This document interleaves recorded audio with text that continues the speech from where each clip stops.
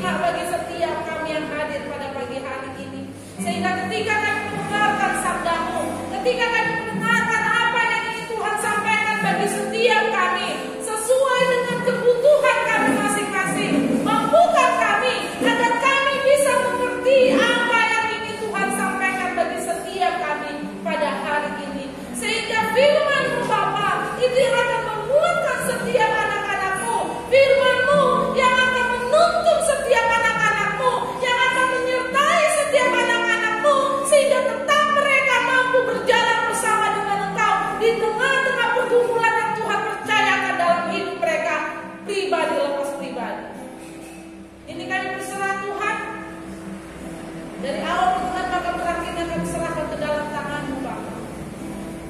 Yang siap mendengarkan firman Tuhan, kita sama katakan amin. Haleluya. Silakan duduk jemaat Tuhan. Kita bersyukur di hadapan Tuhan di mana di akhir bulan Maret ini Tuhan masih izinkan kita untuk berkumpul di tempat ini. Tuhan masih izinkan kita untuk mendengarkan sabda Tuhan.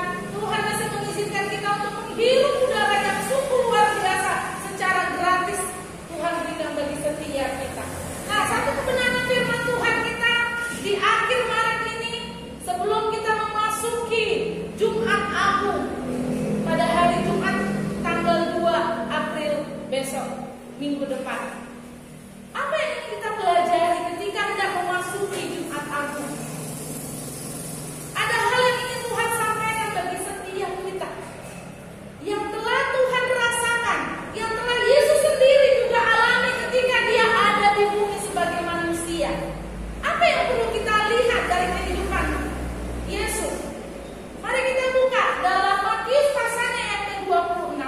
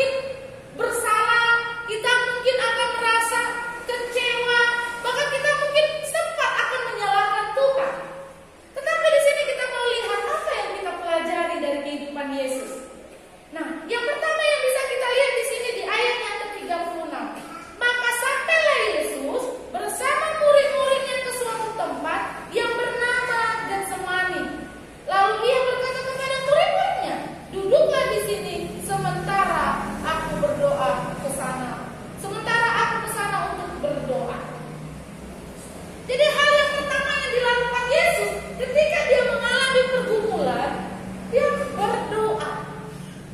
Dia mencari tempat yang menurutnya bisa nyaman, dia berdoa meluapkan isi hatinya. Ketika kita melihat di sini tempat yang dipilih oleh Yesus pada waktu itu adalah Getsemani. Kenapa harus Getsemani? Kenapa Yesus nggak pergi ke pantai? Kenapa Yesus nggak pergi ke danau? Kenapa Yesus hanya mau ke tempat itu? Nah, di dalam Lukas, coba kita buka Lukas pasal 22. Lukasnya pasal 22 ayatnya yang ke 39. Kita akan baca bersama-sama. Lukas pasal 22 ayatnya ke 39. Kita akan baca bersama-sama. 1, 2, 3 ya. Lalu pergilah Yesus keluar kota dan sebagaimana biasa dia menuju Bukit Zaitun. Murid-muridnya juga mengikuti dia. Ada kata sebagaimana biasa. Jadi ketika kita melihat di sini, lalu pergilah Yesus keluar kota sebagaimana biasa. Ketika kita melihat kata sebagaimana biasa, berarti itu adalah tempat yang sudah biasa dikunjungi oleh Yesus. Itu adalah tempat yang sudah biasa Yesus datangi. Itu adalah tempat di mana mungkin Yesus di situ berkumpul dengan orang-orang. Yesus datang di tempat itu, mengunjungi tempat itu bukan hanya sekali, tapi sebagaimana biasa. Nah, apa yang kita mau pelajari dari sini? Yesus saja memiliki tempat untuk meluapkan isi hatinya ketika ia memiliki pergumulan. Ketika dia memiliki masalah dalam hidupnya pada waktu itu. Dan kita perlu aplikasikan yang pertama, carilah tempat di mana engkau lebih nyaman ketika engkau mengalami pergumulan. Carilah tempat di mana engkau bisa meluapkan isi hatimu kepada Tuhan. Bisa di kamar, kita mengunci kamar, kita berdoa sungguh-sungguh di hadapan Tuhan, mencurahkan isi hati Tuhan. Bisa saja kita pergi untuk menenangkan diri ke danau, ke pantai dan sebagainya. Yang merasa kita bisa lebih nyaman meluapkan isi hati kita di hadapan Tuhan. Tentunya untuk berdoa. Berdoa bukan hanya kita melipat tangan loh. Berdoa bukan hanya kita melipat tangan lalu kita menutup mata dan kita berdoa, tidak. Ketika kita duduk sendiri pun, hati kita bisa berdoa di hadapan Tuhan. Hati kita bisa berseru di hadapan Tuhan.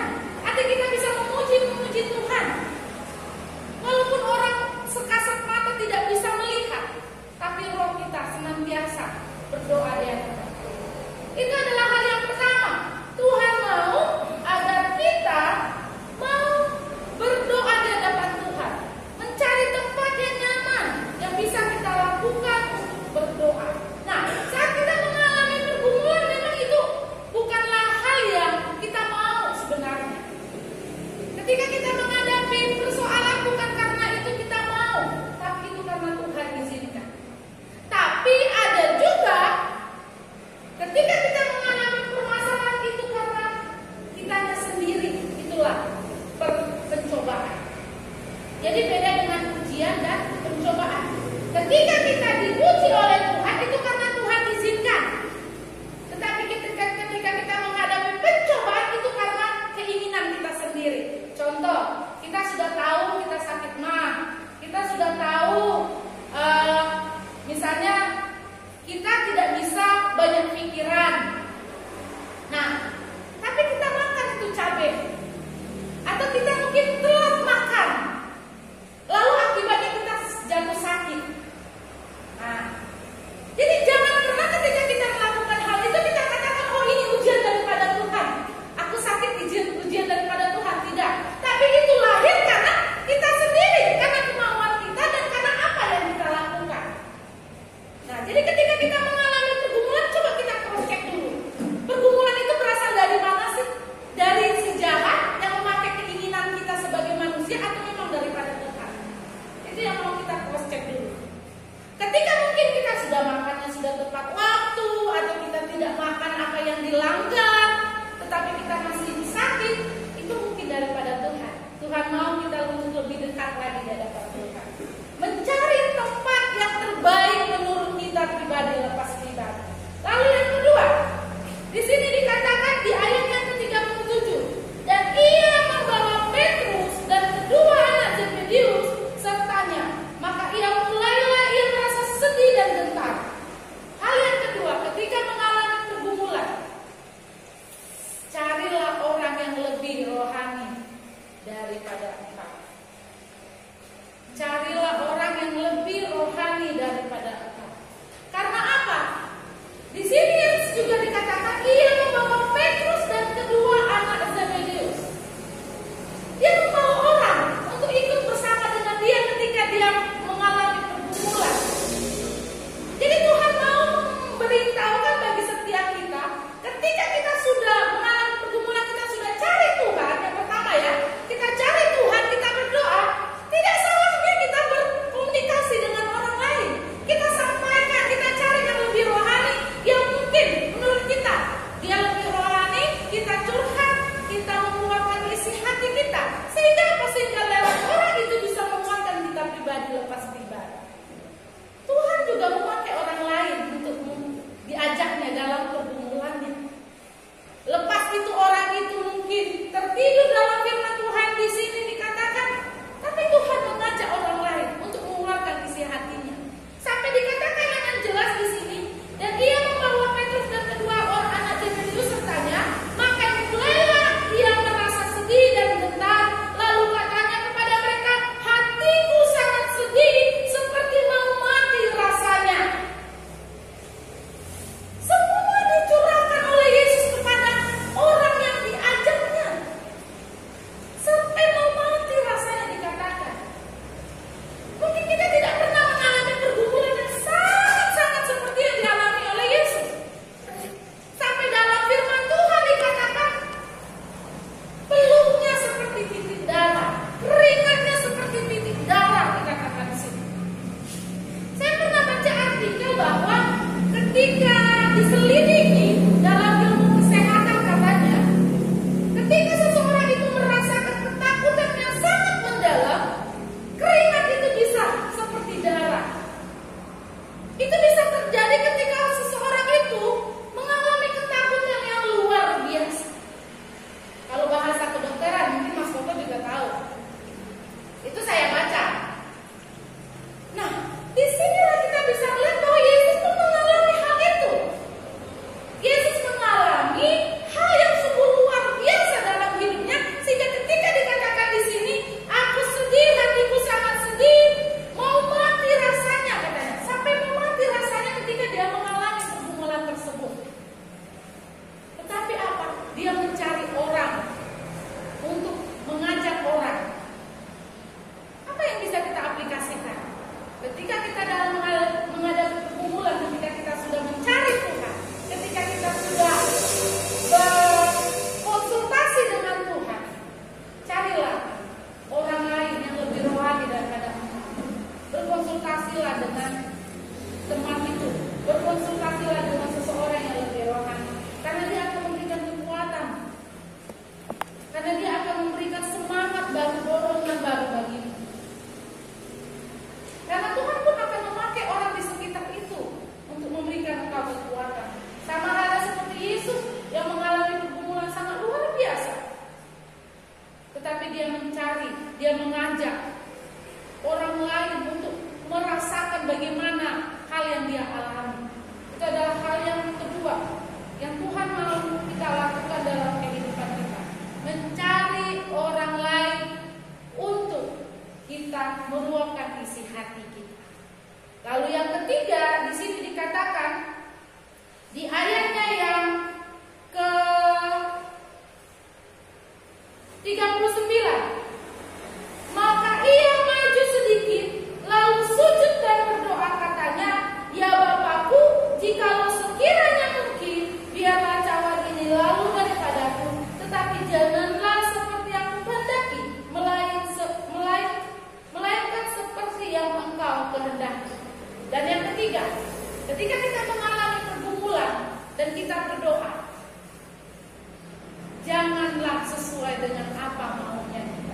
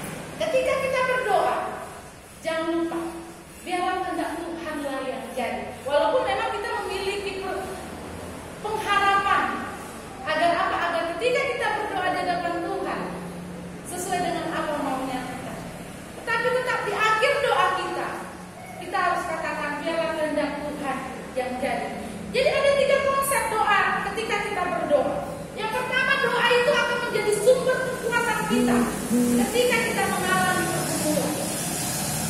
Karena apa? Karena kita dilihat di sini bergantung penuh kepada Tuhan, sehingga itu menjadi sumber kekuatan kita. Lalu doa itu juga tidak memaksakan apa maunya kita, tidak memaksakan apa yang ada di pikiran kita, tidak memaksakan apa yang kita mau rancangkan ke depannya. Tetapi itu kehendak Tuhan. Semuanya sesuai dengan kehendak Tuhan. Dan doa tidak akan terpengaruh dengan keadaan kita. Di sini kita lihat loh, Yesus berdoa pertama, dia pergi, lalu dia datang, dia dapati murid-muridnya sedang tidur. Dia tanya sama murid-muridnya, tidakkah kau bisa berjaga-jaga 1 jam saja? Lalu dia pergi lagi berdoa, dia kembali kepada murid-muridnya, murid-muridnya tertidur juga. Dia dapati. Tetapi apakah Yesus terpengaruh dengan keadaan pada waktu itu? Tidak. Dia kembali berdoa untuk doa yang sama dikatakan di situ. Jadi di sini Tuhan mau katakan bagi setiap kita, apapun pergumulan yang kita hadapi, janganlah doa itu mempengaruhi apa yang kau lakukan. Janganlah pergumulan itu mempengaruhi doa yang akan kau naikkan di hadapan Tuhan. Tetap naikkan di hadapan Tuhan.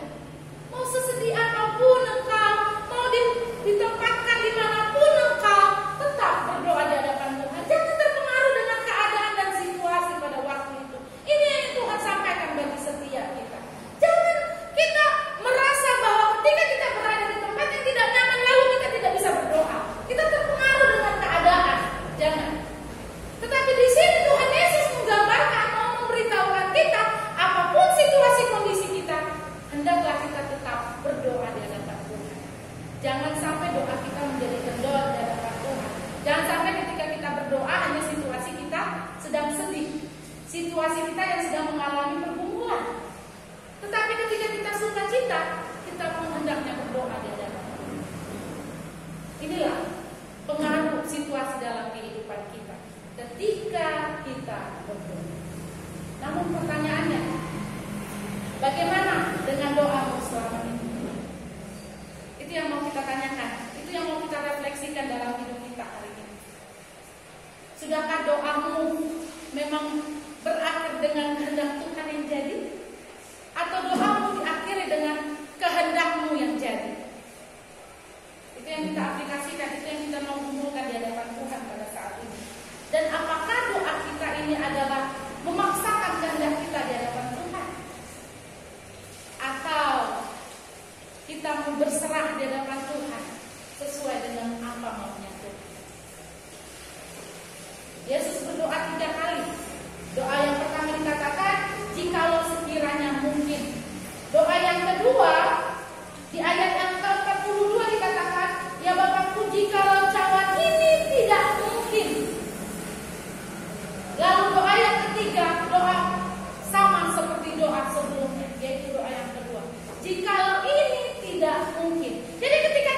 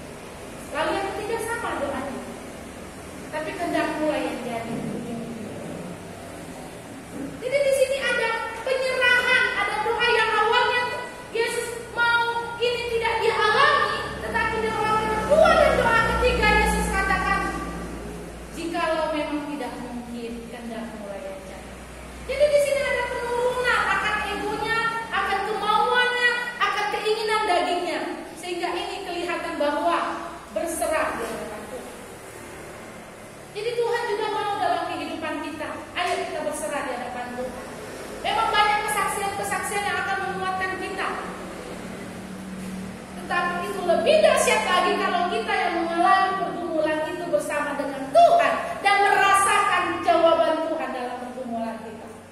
Tapi lagi-lagi saya mau mengingatkan bahwa jawaban doa itu ada 3. Ya, Tuhan akan menjawab tepat pada waktu itu. Tunggu dulu. Karena Tuhan tahu itu belum tepat dalam hidupmu atau tidak. Karena Tuhan tahu itu tidak terbaik untukmu. Walaupun memang dalam pikiran kita itu terbaik dalam hidup kita, tapi Tuhan katakan tidak terbaik, ya sesuai kehendak Tuhan lah yang jadi. Jangan kehendak kita sebagai manusia. Biarlah kebenaran firman Tuhan kita yang singkat pada saat ini mengajari kita, memberi kekuatan bagi setiap kita. Sudah seberapa jauh doa kita di hadapan Tuhan? Kita kumpulkan bersama-sama dengan Tuhan. Sudahkah doa kita ini adalah doa yang kehendak Tuhan lah yang jadi? Atau doa kita hanya memaksa apa yang kita mau di hadapan Tuhan? Terus kita berdoa dalam setiap pergumulan. Karena apa? Karena hari-hari ini akan semakin jahat. Tuhan akan tetap memberikan engkau pergumulan. Lewat satu pergumulan Tuhan akan memberikan pergumulan. Ibaratnya pergumulan pertama 1 kilo, pergumulan yang kedua Tuhan akan memberikan jadi 2 kilo, 3 kilo, 4 kilo, dan seterusnya. Dan itu akan membuat naik level iman kita. Sama halnya seperti anak SD yang selalu saya katakan, ketika dia dari kelas 1 dapat ujian, naik ke kelas 2 dapat ujian, naik ke kelas 3 dan sampai seterusnya. Tidak akan ada pernah tidak menghadapi yang namanya ujian dan pergumulan. Jadi biarlah firman Tuhan kita yang singkat pada saat ini menguatkan kita secara pribadi lepas pribadi, sehingga kita akan senantiasa bersama dengan Tuhan apapun kondisi yang kita alami. Mari kita berdoa. Bapa yang baik, Bapa yang bertata dalam kerajaan surga, kami bersyukur Tuhan buat hari ini karena Engkau sungguh baik dan teramat baik bagi setiap kami. Bapa, Engkau melihat setiap jemaat-Mu pada pagi hari ini Tuhan. Ketika mereka datang dengan pergumulan Bapa, Engkau yang akan memberi kekuatan, Engkau yang akan memberi penyertaan Tuhan. Dan ketika mereka berserah di hadapan Engkau Bapa, apa kita tahu apa yang dialami anak-anak satu persatu secara detail Tuhan.